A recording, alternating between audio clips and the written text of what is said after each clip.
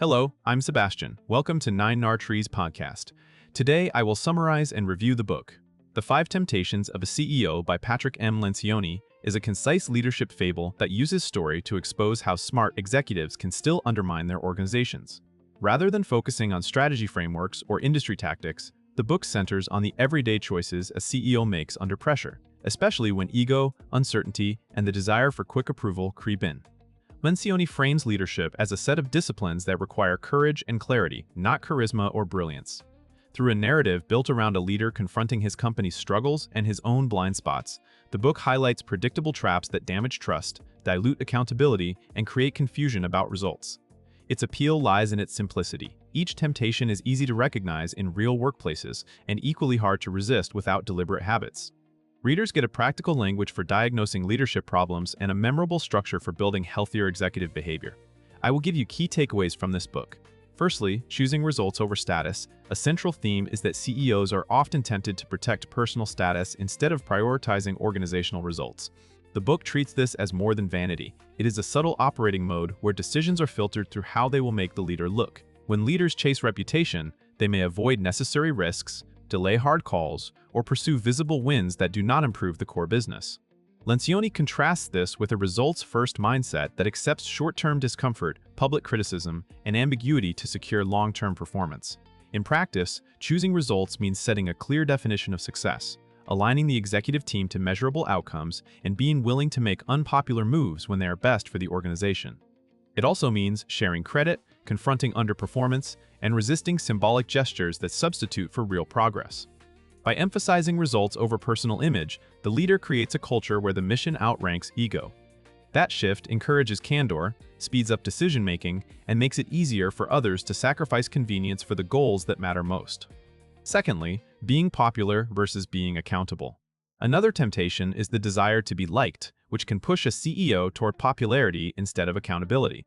The book underscores how easy it is for leaders to equate harmony with health, especially when conflict feels disruptive or personal. Yet avoiding discomfort typically leads to unresolved issues, mixed messages, and a workforce that senses indecision at the top. Lencioni presents accountability as an act of service. The leader protects the organization by setting standards, clarifying expectations, and addressing gaps quickly. This includes confronting peers on the executive team, giving direct feedback, and making tough personnel decisions when values or performance are consistently off track. The emphasis is not on harshness, but on clarity and fairness.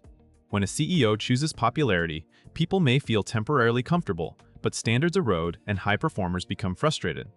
When a CEO chooses accountability, trust rises because employees see that commitments matter and that leaders do what they say.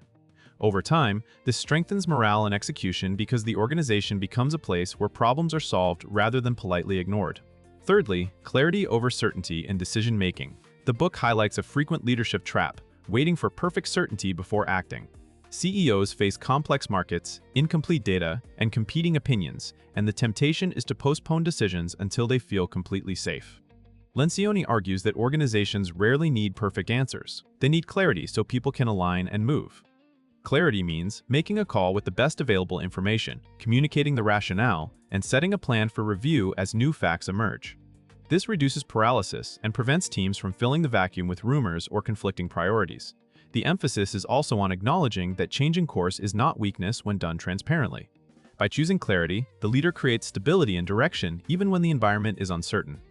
Execution improves because teams understand what matters now, how success will be evaluated, and who owns which outcomes. The book also implies that CEOs should build processes that support timely decisions, such as structured debate among executives followed by commitment to a final choice. This fosters speed and alignment without pretending that leadership is ever free of uncertainty. Fourthly, leading through debate. Instead of consensus theater, Lencioni draws attention to how executive teams can become trapped in artificial consensus. The temptation is to smooth over disagreement, avoid challenging strong personalities, or rely on polite meetings that end with vague agreement. The book positions healthy debate as essential to sound leadership because it surfaces risks, tests assumptions, and strengthens commitment once a decision is made.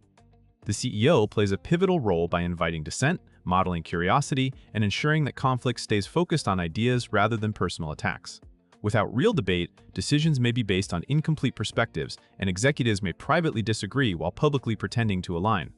That gap later shows up as passive resistance, slow execution, and blame shifting. By fostering open, rigorous discussion, the leader improves decision quality and creates true buy-in. Importantly, debate does not mean endless argument. It is a phase that should lead to clear resolution and unified action. The book encourages leaders to separate discussion from commitment and then hold everyone to the agreed direction. This pattern builds trust across the leadership team and makes the organization more resilient under pressure. Lastly, building cohesion by trusting the team, a final focus is the temptation for CEOs to rely on personal control rather than trusting a cohesive leadership team. When leaders feel responsible for every outcome, they may hoard information, micromanage decisions, or keep key issues to themselves. Lencioni suggests that this damages the executive team and signals to the organization that collaboration is optional. The alternative is to build a team that can carry the weight of leadership through shared context, candid conversation, and mutual accountability. Trust in this sense is not blind faith. It is confidence that the team will engage honestly, challenge one another, and prioritize the organization's goals. A CEO who trusts the team creates space for others to lead, which improves speed and depth of execution across departments. It also reduces dependence on a single person and strengthens continuity. The book portrays cohesion as a discipline that requires intentional behavior, consistent communication, clear roles, and a commitment to collective results. When the top team operates as a real unit, the rest of the organization gains alignment, motivation, and a model for how to handle disagreement productively. In conclusion, this book is best for CEOs, founders, senior leaders, and aspiring managers who want a straightforward guide to the internal choices that shape organizational performance.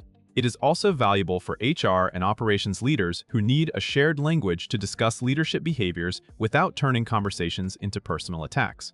The primary benefit is its ability to make leadership traps easy to recognize in real time. By focusing on temptations that appear in ordinary meetings, decisions, and performance conversations, the book helps readers replace reactive habits with disciplines that build trust, clarity, and accountability.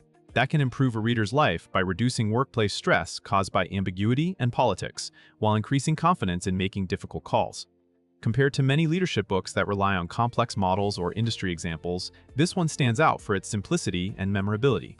The Fable format keeps the lessons practical, and the framework is easy to apply immediately to executive meetings, goal setting, and team expectations. For buyers looking for a compact, repeatable leadership checklist that works across industries, it offers strong value and long shelf life. If you would like to support Patrick and Lencioni, you can buy the book through the Amazon link I've provided in the podcast description. After reading the book, please let me know what you think and share your thoughts. See you around.